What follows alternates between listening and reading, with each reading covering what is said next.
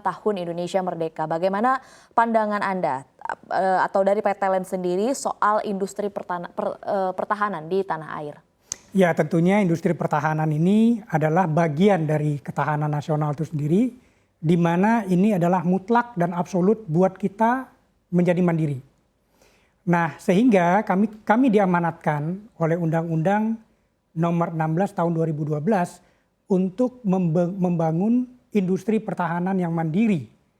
Yang pada saat ini, alhamdulillah di tahun lalu, itu pemerintah telah menggabungkan 5 industri pertahanan BUMN menjadi satu wadah yang namanya Defense ID, yaitu PT LEN sebagai induknya, PT Pindad, PT Dahana, PT PAL, dan PT Dirgantara Indonesia.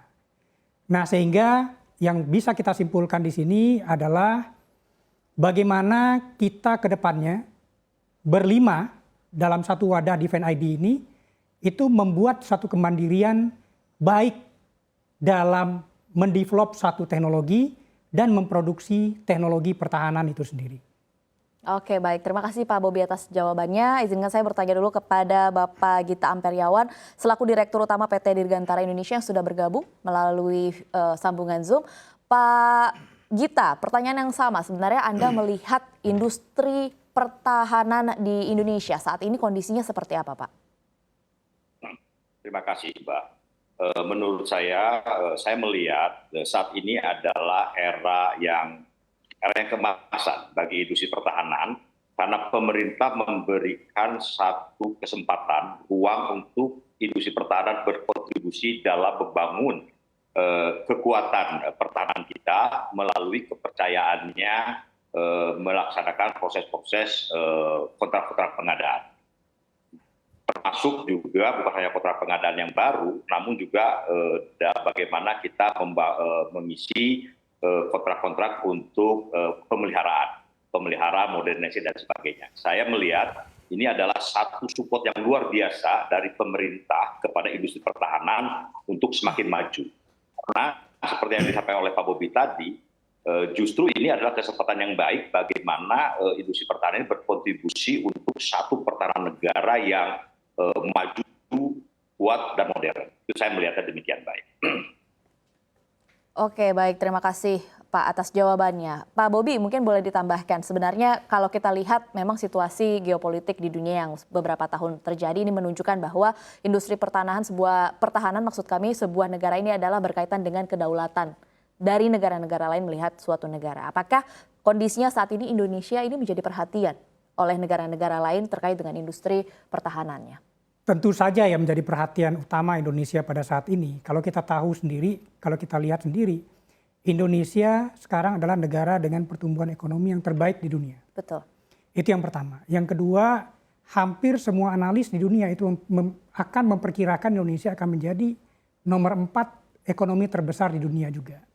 Nah, implikasinya apa? Implikasinya adalah bagaimana kita menyiapkan itu suatu pertahanan kedaulatan terhadap kedaulatan Indonesia ini dengan baik dan sempurna. Dan tentunya kami dari pelaku dari industri pertahanan ini adalah menjadi kewajiban kami juga untuk mendukung pertahanan negara ini. Oke, baik. Lalu apa saja Pak Bobi kalau Anda lihat yang bisa dilakukan untuk membangkitkan industri pertahanan di dalam negeri? Apakah memang Indonesia ini dapat mencapai salah satu tujuannya adalah mandiri dari sisi produksinya sendiri? Oke, jadi kalau kita lihat dari satu cycle dari teknologi itu, ya cycle awal itu kita melakukan riset. Jadi R&D-nya, research and development-nya, kemudian kita beranjak kepada teknologi development-nya, kemudian baru kita menghasilkan first article-nya, barulah setelah itu kita bisa melakukan produksi dari teknologi itu. Dan tentunya dalam hal ini, kami dari industri, kami harus memastikan sustainability dari industri itu sendiri. Betul. Sustainability inilah yang pada akhir-akhir ini itu didukung kuat oleh pemerintah dalam hal ini. Yaitu seperti yang disampaikan oleh rekan saya Pak Gita tadi, kita dipercaya banyak oleh pemerintah untuk dalam kontrak-kontrak pengadaan alutsista itu sendiri, di mana keutamaannya adalah memproduksi alutsista ini di dalam negeri, serta kita dilibatkan secara aktif juga untuk menentukan teknologi apa yang akan dipakai, serta juga bagaimana keterlibatan kita berperan penting untuk maintenance, repair, dan overhaul dari teknologi itu sendiri. Oke, baik. Nah, ini berkaitan dengan pertanyaan saya selanjutnya ya Pak Bobi, di mana ini kita masuk ke salah satu produk PT DI saat ini prospek soal pesawat CN235 yang merupakan kerjasama antara Indonesia dengan negara Spanyol. Bagaimana peran pemerintah khususnya Kemenhan mendorong agar pesawat ini mendapat tempat di hati negara? Mungkin boleh dijawab oleh Pak Gita. Silakan Pak Gita. Terima kasih. Yang pertama tentu kami ingin menginformasikan satu berita yang baik bahwa sejak 2013 PT Dirgantara Indonesia ini menjadi sole manufacturer dari CN235 di dunia. Jadi kita PT DI itu adalah merupakan satu-satunya yang memproduksi 235 pesawat itu saat ini. Yang kedua, kita juga terus melakukan improvement, upgrade terhadap 235 sampai yang terakhir yang versi terbaru adalah CN235-220. Dan ini multipurpose, ya, baik sebagai pesawat transport, komando dan kendali, sampai yang sekarang kita sedang siapkan adalah bagaimana CN235 ini mampu ke depannya menjadi pesawat selain untuk marine patrol aircraft, untuk sedang kita siapkan untuk kemungkinan untuk bisa menjadi firefighting untuk kebakaran hutan. Kemudian bagaimana peran pemerintah terhadap CN235? Kami diberi kepercayaan untuk sekarang sudah pengadaan satu di Angkatan Laut dan 2 di Angkatan Darat, dan Pak Menteri Pertahanan terus mendorong kami untuk CN235 ini kapasitas kami yang sampai sekarang sebetulnya 8 buah per tahun ini bisa dipenuhi. Tentunya ini adalah tantangan bagaimana PT DI mendapatkan kontrak dengan dukungan pemerintah.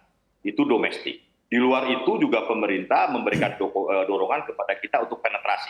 Saat ini kami giat penetrasi ke Afrika.